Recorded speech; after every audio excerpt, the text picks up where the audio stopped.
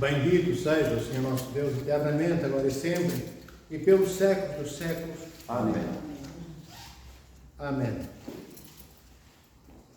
Juvenal, um grande poeta, escritor, historiador romano, nasceu por volta do ano 55 depois de Cristo e morre no primeiro quarto do século II, por volta do ano 127. Bem, e dizia Juvenal, pão e circo, ou seja, pão e espetáculo, pão e milagres, era o que ele queria dizer. Eram as duas formas, segundo Juvenal, diz ele na sua 10ª sátira, eram as duas formas de manipular, de escravizar, de entorpecer uma nação e a sua própria consciência. Isto é, uma nação e o seu próprio povo. Dando pão, distribuindo pão e fazendo e circo e espetáculo, as pessoas distrair-se-iam do que era importante, de facto. É o que ele quer dizer. Bem, no Evangelho de hoje, nós encontramos aquilo que já ouvimos, proclamado pelo diácono, e é algo que elucida bem aquilo que foi, ou poderia ser interpretado como este panem et circenses, este pão, espetáculo. Muitos pensaram ao longo dos tempos, ao longo das eras, ao longo das épocas, que a Igreja deveria de ser uma instituição de filantropia, isto é, de bem fazer, que a Igreja deveria distribuir pão e, entre aspas, o espetáculo dos milagres. Muitos pensaram isso. Que estas eram as duas formas nas quais a Igreja se deveria basear para fundamentar toda a sua ação no mundo criado por Deus. E diziam que a Igreja deveria ser julgada por isso. Deveria ser julgada pelo pão que distribuía, isto é, pela fome que matava, pelos bens materiais que partilhava e pelos milagres também que faria e que fazia. Mas, queridas irmãs e irmãos, será que devemos nós aceitar aquilo que Cristo recusou? Repito, será que devemos nós aceitar aquilo que Cristo recusou? O maligno, o príncipe, o demónio deste mundo no deserto, o que é que ele diz ao Senhor?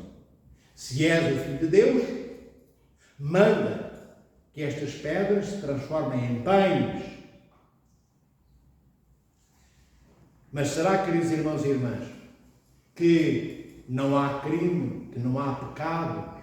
Será que só temos homens e mulheres famintas? Será que não somos réus nem responsáveis perante nada? Será que somos seres humanos profundamente amorosos? Será que somos já outros Cristos deambulando pela terra?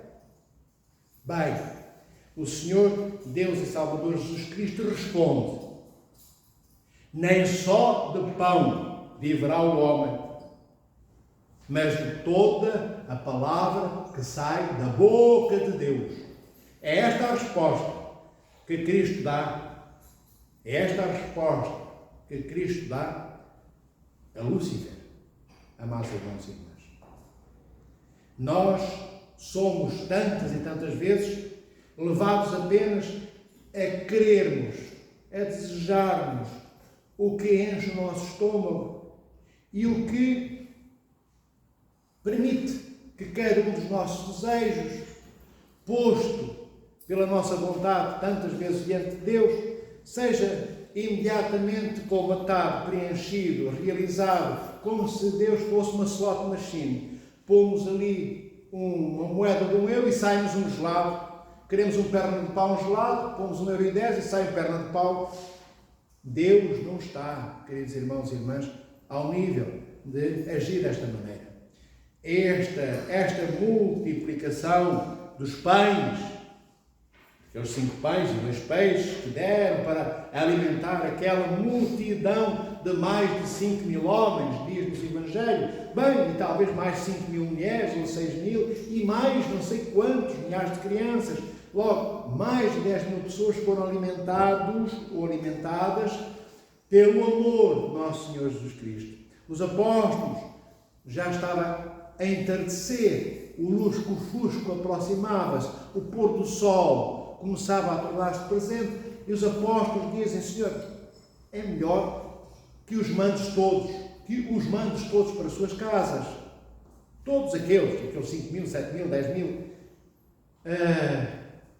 Porque, enfim, deveriam ter fome, deveriam necessitar de comida. E o que é que o Senhor faz? O Senhor, nosso Deus Salvador Jesus Cristo, não os manda embora. Diz, ao contrário, diz aos apóstolos que os alimentem. Diz aos apóstolos que alimentem aquela multidão. E os apóstolos perguntam: mas como é que nós alimentamos uma multidão destas? Saibamos que aquela multidão estava no deserto. Estavam longe, a quilómetros das cidades mais próximas. Não havia por ali sítios onde comprar um pãozinho, ou uma garrafa de água, ou um pote de mel. Não havia. Bem, e não contando a história toda, a certa altura, num outro perícope, num outro texto, num outro evangelho, é dito que uma criança apresenta 5 pães e 2 peixes. Esse detalhe hoje não é narrado no Evangelho do Evangelista de hoje. Mas, diante daqueles 5 pães e 2 peixes, o Senhor nosso Deus Salvador Jesus Cristo opera o milagre de multiplicar aqueles pães, 5 que eram, e os 2 peixes, para que toda aquela multidão ficasse saciada. E no fim é dito que 12 cestas, ainda ficando cheias de pão, sobraram. Bem, muitos na antiguidade e ainda hoje, ouvindo este Evangelho, muitos daqueles que não são cristãos, sobretudo ortodoxos, dirão: mas porquê é que Cristo não fez uma magia divina? Uma magia divina, que é como eles pensam, porque eles pensam, o mundo pensa que Cristo, o que pensa mal. O que pensa sobre Cristo pensa mal. E pensando mal, pensa que Cristo é um mago. Então porquê é que Cristo não fez uma magia divina e, em vez de chamar os apóstolos, pegar os 5 pães, nos 2 peixes, transformar os pães em muitos pães e os pãezinhos em muitas fatias de pão ou pedaços de pão, porque é que simplesmente não faz essa magia divina, como diz o mundo, e matou a fome? Porque é que ele não matou a fome a cada um daqueles estômagos, em vez de pôr pão lá para dentro e pedir aos apóstolos que andassem ali a distribuir durante horas o pão? Porque é que o Senhor não matou a fome? Ninguém teria mais fome, iam todos satisfeitos para a sua casa e não tinha havido trabalho nenhum. Pois é, amados irmãos, mas Deus, como eu disse, não é mago, é o Rei dos céus e da terra e todo o cosmos, é o Senhor da criação e o Senhor dos anjos, é o Senhor da vida eterna, é o Senhor da nossa vida, que queremos começa a ser eterna já hoje, nós que habitamos na igreja. Então vejam, o que é que Cristo faz?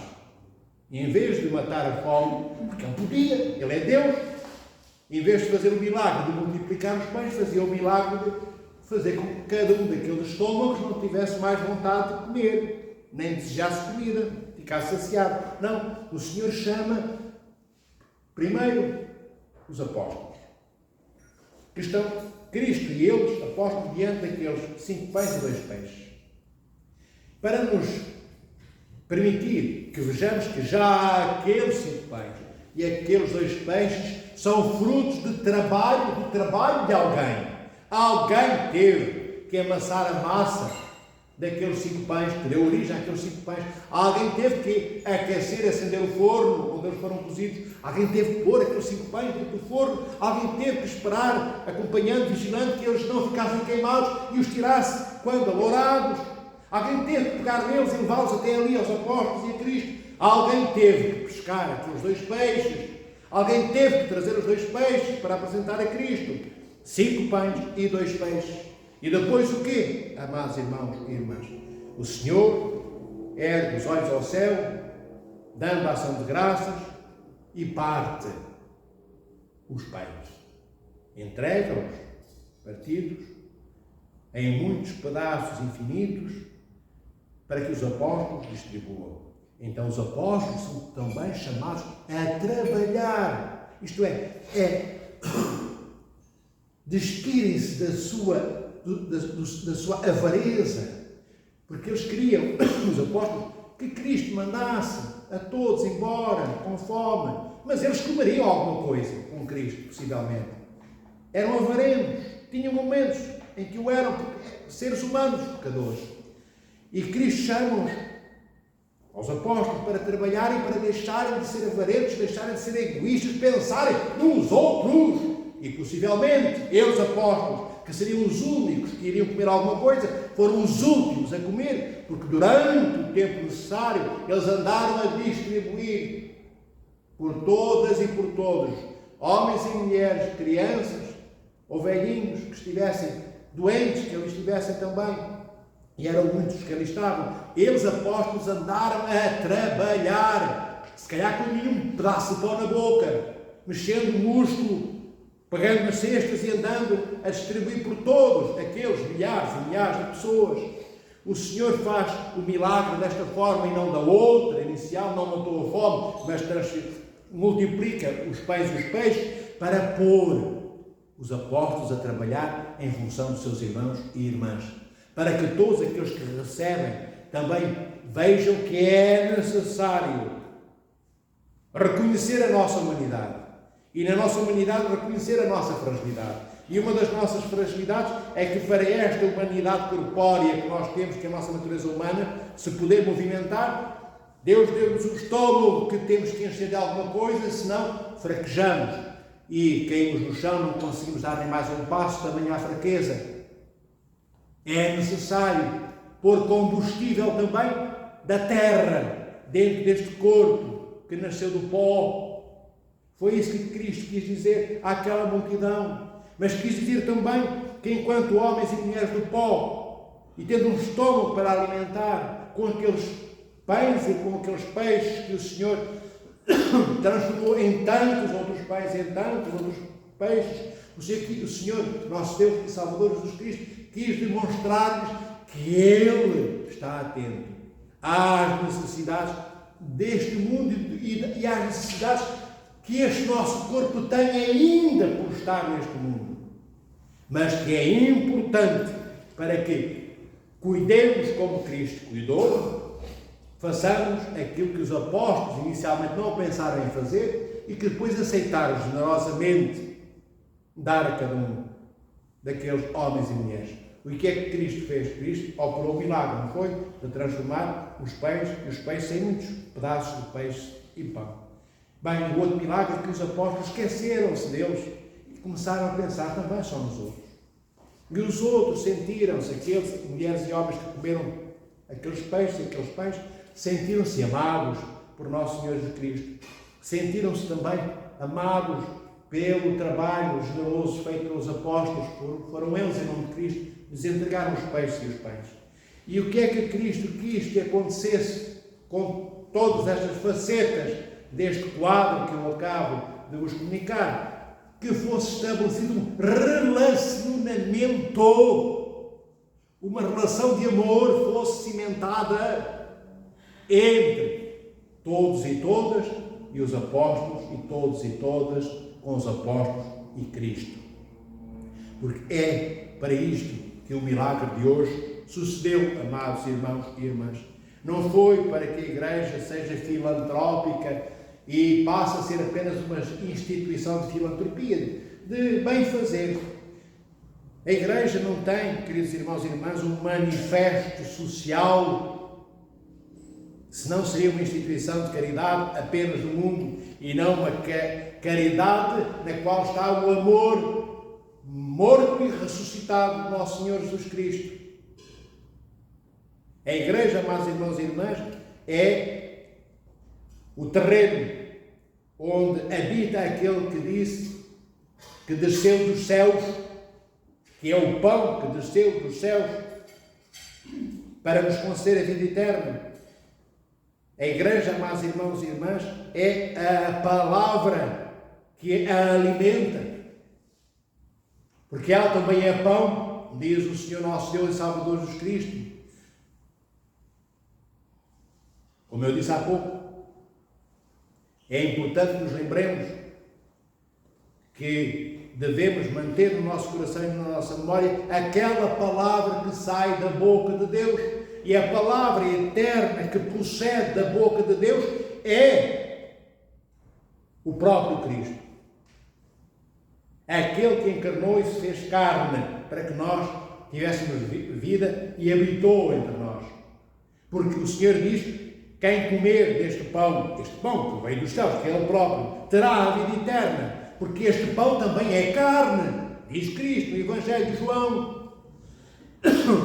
Então, nós precisamos, para vivermos, amados irmãos e irmãs, não só da possibilidade de estarmos vivos, para vivermos, nós temos que ter a palavra, que é o próprio Filho de Deus, o pão que nos alimenta, o pão feito carne que nos dá a vida.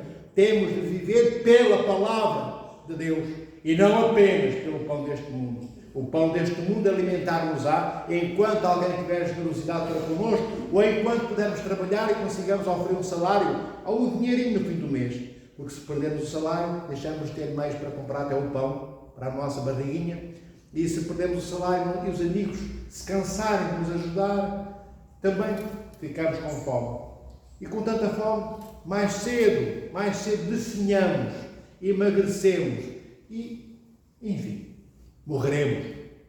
Para não estar sempre a falar no cemitério, mas lá chegamos mais rapidamente. Então, o Senhor da vida é esta palavra transformada em pão que alimenta não para as coisas transitórias e perecíveis. Esta palavra tornada pão, porque ela se faz carne, nosso Senhor Jesus Cristo, o Verbo encarnado de Deus, esta palavra tornada vida em nós, é para termos uma vida eterna, é para começarmos a ser imortais hoje. Este é o pão eucarístico. Quando o Senhor opera o milagre da multiplicação dos pães, como eu disse há pouco, o Senhor olha para os céus, ora naquela ação de graças que o Senhor fazia e parte o pão. E isto, como eu comecei por vos dizer, é uma demonstração já para quem estava atento naquele tempo e hoje, passados 2000 anos, e ao longo de 2000 anos, esteve atento e estamos atentos, vemos que é um ato eucarístico.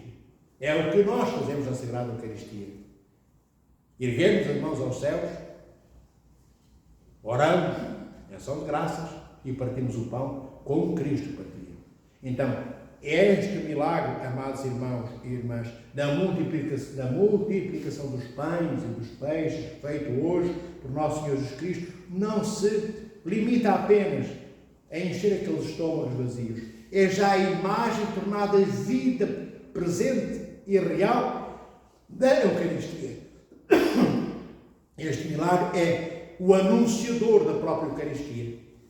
Porque Cristo está presente, Ele é a Eucaristia que trabalha no seu amor para que todos não passem aquela fome física, mas o que o Senhor quer que todos aqueles daquele tempo e do tempo de hoje, que somos nós, aprendamos, eles e nós, é que aquele pão e aqueles peixes mataram a fome durante 2 horas ou 3, mas Ele, o Senhor que fez o milagre da multiplicação dos peixes, é aquele que nos alimentará por toda a vida. Comendo o pão que desceu dos céus, nós não teremos mais fome, amados irmãos e irmãs. Como é dito na Sagrada Liturgia, foi partido e distribuído, partido e não dividido, comido e nunca consumido. E isto é o que dizemos numa das orações da Sagrada Liturgia, referindo-nos ao corpo e ao sangue de Cristo, que é partido e distribuído, é partido, mas nunca é dividido, é consumido, é comido, mas nunca é consumido. E então, pela fé daqueles apóstolos desse tempo, amados irmãos e irmãs, pela fé deles e de outros e outras, Cristo chegou até nós. No sacerdócio do amor de todos eles, hoje nós fazemos, no altar do amor de Deus, no altar eucarístico, o que Cristo fez quando orou a seu Pai para que aqueles peixes fossem multiplicados. Trabalhemos, queridas irmãos e irmãs, nós também, para sermos dóceis, como os apóstolos foram, quando Cristo lhes disse: ide e matai a fome a todos esses e essas. E eles depois foram dóceis. No início haveremos depois dóceis diante do pedido que Cristo lhes fez, e eles foram e distribuíram, isto é, foram estar e ter com aqueles que precisavam. Assim nós, queridas irmãs e irmãs, possamos ser disponíveis também. E, para terminar, que estas férias de todos os anos eu digo mesmo, estas férias não sejam motivo para esquecermos o nosso Criador, porque quando esquecemos o nosso Criador, Deus Pai, quando esquecemos Cristo, seu Filho, a Mãe de Deus, nós esquecemos de nós próprios, e nestas férias nós tornamos-nos deserto de Deus. E a igreja é um deserto, porque as pessoas vão de férias e fazem férias de Deus. Não vós que estáis cá, mas a maioria. Fados e guitarradas, churrascadas e vinhadas, grandes festas deste mundo, e todas, ano após ano, amados irmãos e irmãs, se nos afastarmos de Deus, conduzem-nos a quê? Vós sabeis a quê? Ninguém escapa desse quê, que é a morte. Este tempo de vida não é só para fados e guitarradas. É para termos férias, sim, mas não de nós próprios. Pensavam que eu ia dizer férias de Deus? Não. Quando não vimos à igreja durante as férias, não estamos a fazer férias de Deus, porque Deus não precisa de nada, nem para nada, da nossa presença, nem da nossa oração, nem da nossa presença, repito. Quando não vimos à igreja durante as nossas férias estivais do verão, fazemos férias de nós próprios. É como se nos anulássemos, é como se nos encarcerássemos num quarto escuro, sem luz, e não houvesse espelhos, e se os houver, num quarto bem iluminado, seria igual a não havê-los, porque não conseguimos ver o nosso rosto num quarto escuro, num espelho, metido num quarto escuro. Não vir à igreja, amados irmãos e irmãs, é não olharmos para nós mesmos. Nós pensamos, não, tenho que ir encontrar Cristo. Não, eu tenho que ir encontrar-me a mim próprio com Cristo. Se eu não for encontrar Cristo deixa de ser Filho de Deus. Cristo deixa de ser imortal. Cristo deixa de ser a palavra de Deus que procede do Pai de toda a eternidade. Cristo deixa de ser vida incriada na sua natureza divina. Deixa Cristo ser pessoa divina. Não! Nós é que seremos nada. Cada vez menos do que somos, até o nada existencial. Nós deveríamos, queridos irmãos e irmãs, amar as nossas famílias e fazermos as festas, os churrascos às vezes, quando é preciso, irmos à praia, irmos à montanha, andarmos com o pé dentro do lago, fazer festinhas na tartaruga, passar a mão pelo gato, ir olhar para os golfinhos, tirar fotografias às borboletas, tudo isto é bom que se faça. Mas lembrarmos de que é mais importante, um pouco mais importante do que todos estes momentos, o nosso encontro com Cristo. Porque se não nos encontrarmos com Cristo, não aprenderemos a conhecermos a nós próprios. Não saberemos porque que entra o pão e o peixe na nossa barriga, nem saberemos porque que Cristo fez o milagre dos pães e dos peixes, nem saberemos o que é a palavra de Deus, nem saberemos nunca quem é Cristo, nem para que é que Ele veio.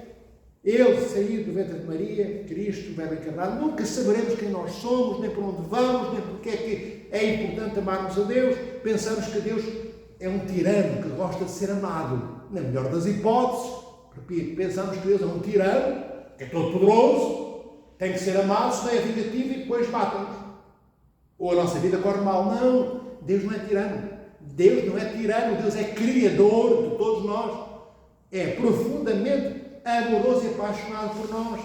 Nós é que nos autodestruímos, queridos irmãos e irmãs, porque o que é que me importa a mim e para o caixão, se Cristo não estiver do lado lá, mergulhado na morte comigo, para me ressuscitar.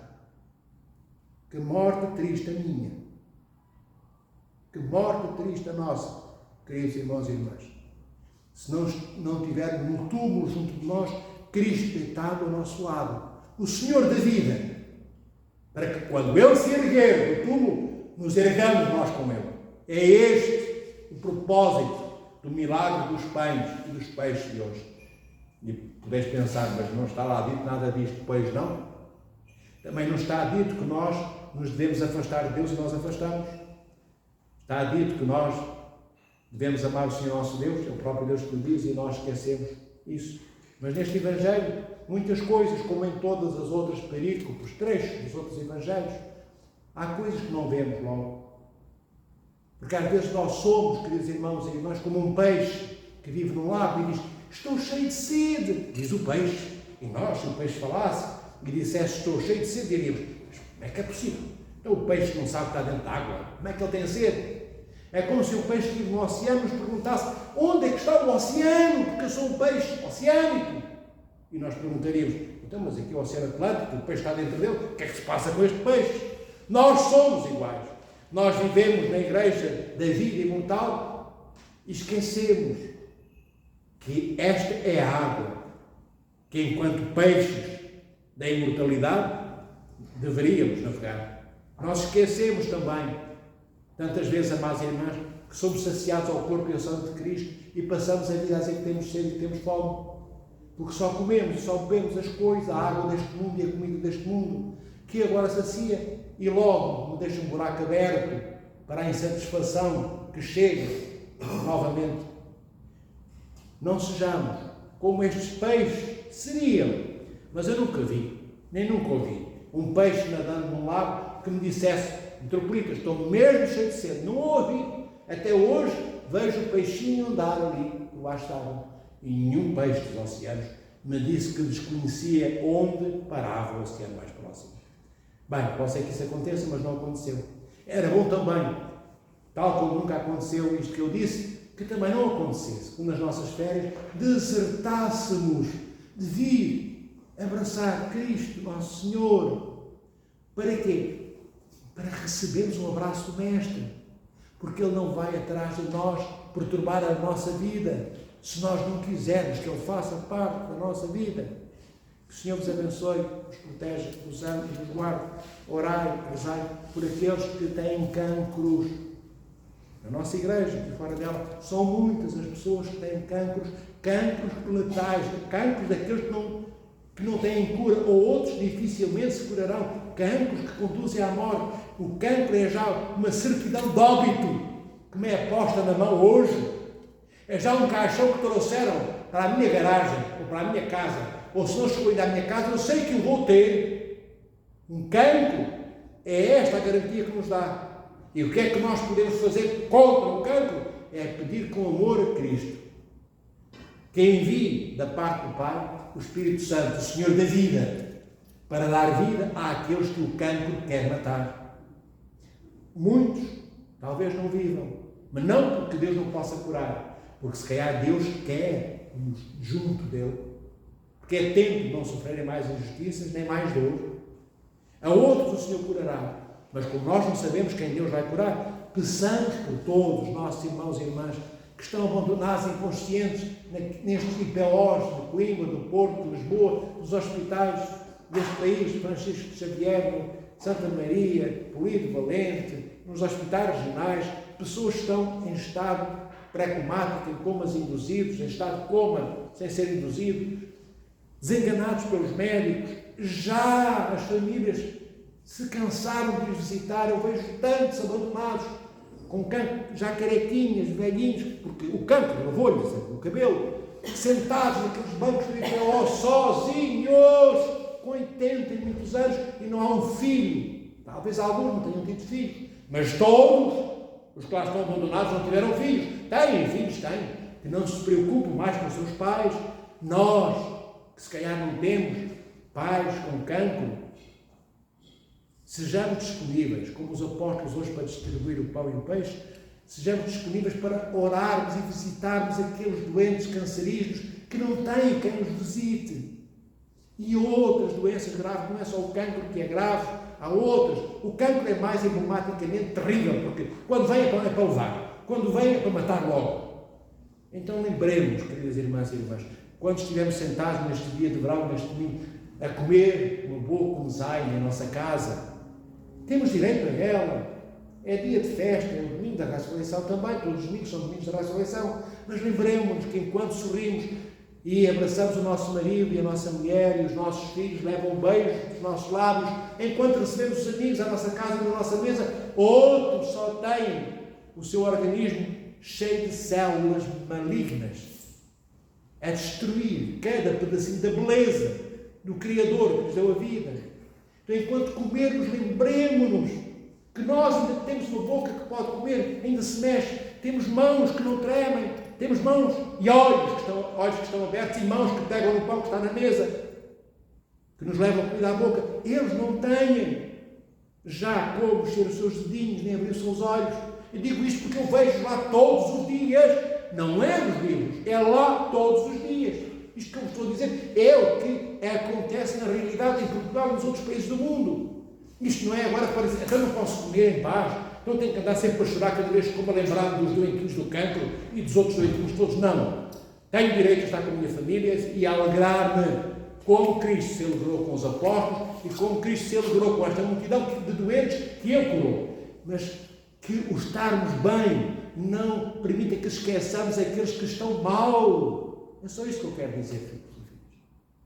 Para quê? Para que também, numa lágrima nossa, vertida pela ausência daqueles irmãos cujo nome nem conhecemos, que estão hospitalizados, renasce em nós uma força e uma vitalidade para amarmos mais ainda a vida com a palavra, que é Cristo. Não a vida sem Deus. Um resto de Santo Domingo e umas férias abençoadas para todos. Não vos esqueçais que no dia 1 de setembro, como o Sr. Antônio tem anunciado, e o Sr. Leitor também, temos a festa litúrgica e agápica do nosso mosteiro do Nascimento da Mãe de Deus. Dia 1 de setembro. Começa a liturgia às 10h30 da manhã. Todos que puderem estar presentes, será uma alegria para mim e para todos, porque o mosteiro é belo, o mosteiro é lindo, o mosteiro está neste mundo, mas não é para ser deste mundo, e não é. É deste mundo como uma barca, para nela entrarmos e navegarmos mar afora, até aos portões celestiais do Reino dos Céus.